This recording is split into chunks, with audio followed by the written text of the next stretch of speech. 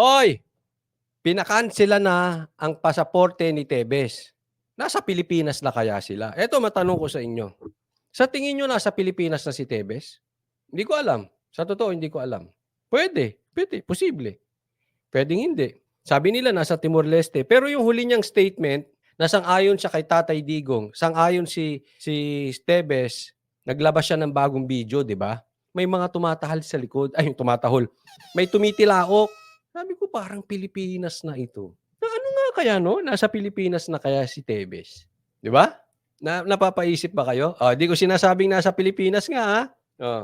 Lubos ang pasasalamat ni Pamplona Mayor Janice Degamos sa utos ng Manila Regional Trial Court Branch 51 na agarang pagkansela ng pasaporte ni dating Congressman Arnolfo Teves Jr. Si Teves ang itinuturong mastermind sa pagpaslang sa kanyang mister na si Negros Oriental Governor Roel Degamo.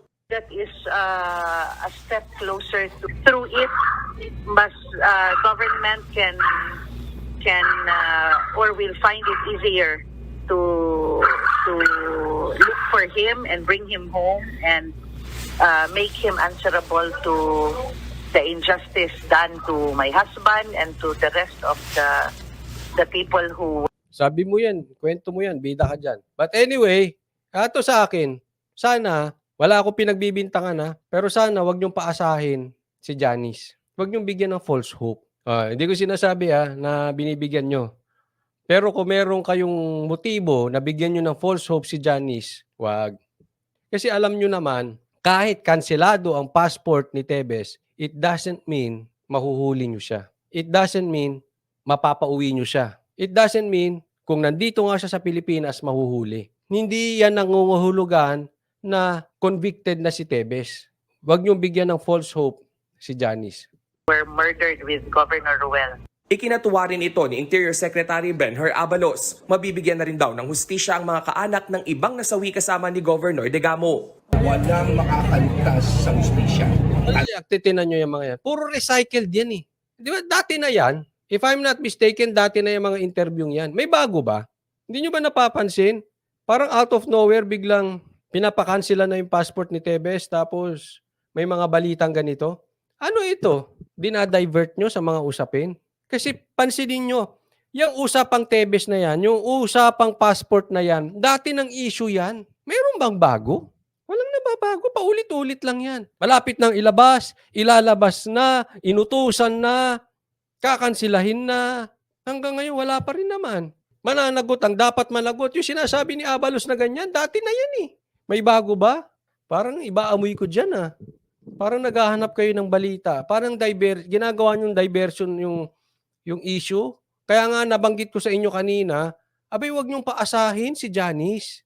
Baka mamaya pinapalutang-lutang niyo na naman, gagawa niyo ng balita, etc. para diversion. Kasi po nakakaduda. Bigla-biglang may balita. Walang naman naiba. Pansinin niyo yung balita kay Tevez dati, ganun pa rin naman.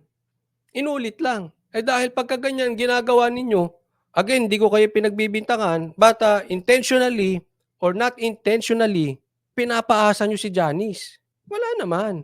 So relax ka lang, Janice. Mag-spaghetti pababa ng pababa. Ganun. Mag-spaghetti ka muna dyan, ha? Oh. Mayor Janice. Oy, mayor pala yun. Spaghetti ka muna dyan. Tulad nito, sinasabi, gusto lang nilang pagtakpan ng issue ngayon. Sa tuwing magsasalita si Kong Tevez, may bago din silang script. Sobrang halata. Sabi, sila magkakasabwat sa Pogo. Ito yung mga komentary dito.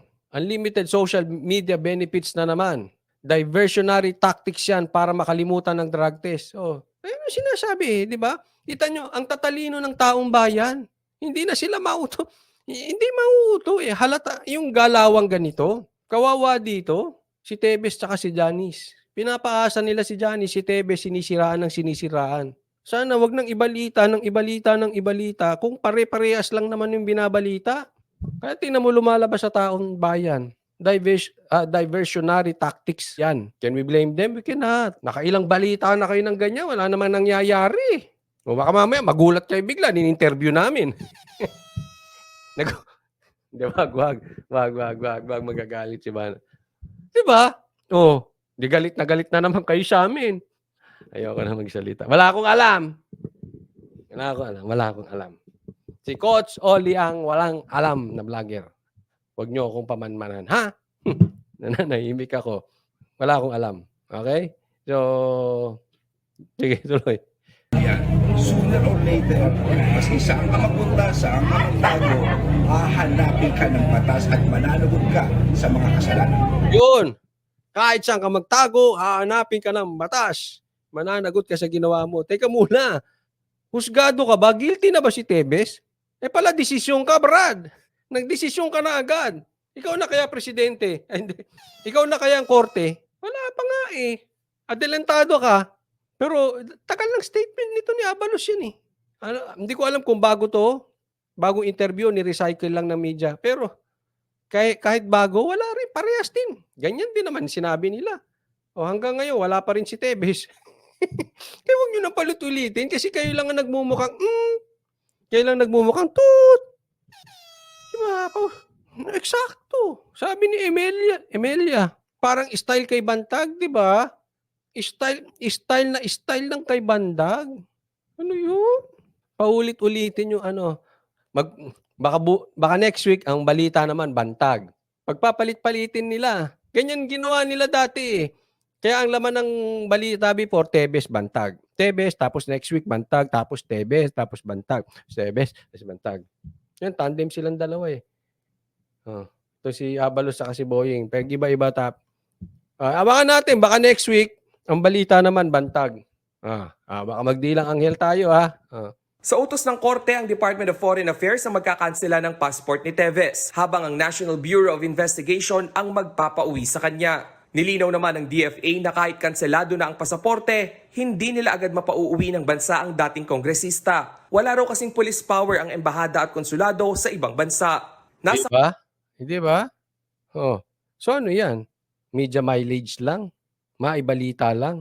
May masabi lang? Yan yung sinasabi nating salita. May masabi lang. Wala naman silang police power. Hindi naman nila mapapauwi. Wala din.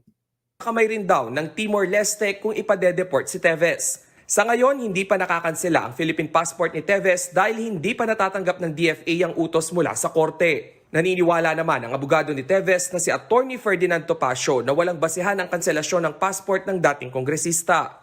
Babalik lang daw si Tevez sa Pilipinas oras na wala ng banta sa kanyang kaligtasan.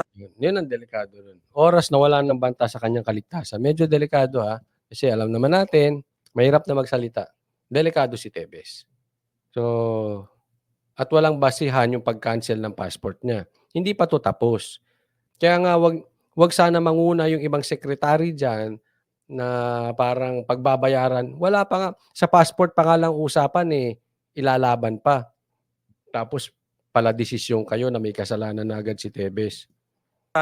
Naharap si Tevez sa kasong murder, frustrated murder at attempted murder kaugnay sa pagpatay kay Governor Digamo noong March 2023. Bukod pa riyan ang ibang kaso ng pamamaslang sa Negros Oriental. Huling na-monitor si Tevez na nasa East Timor. Nagbabalita. Yan, sabi dito, Coach Oli, yung sa PI na lang lagi i-live nyo para di natatabunan. Ay hindi, kahit magbalita akong iba. Yung PI, hindi ko tatantanan yan. Hindi ko tatantanan yung mga ano yan. Kasi hindi ko alam bakit atat sila dyan sa tsa-tsa na yan. Lalabas din ang katotohanan. Ano bang meron dyan sa tsa-tsa na yan? At atat. At nagkakampihan pa sila up to the point na pati senador awayin nila.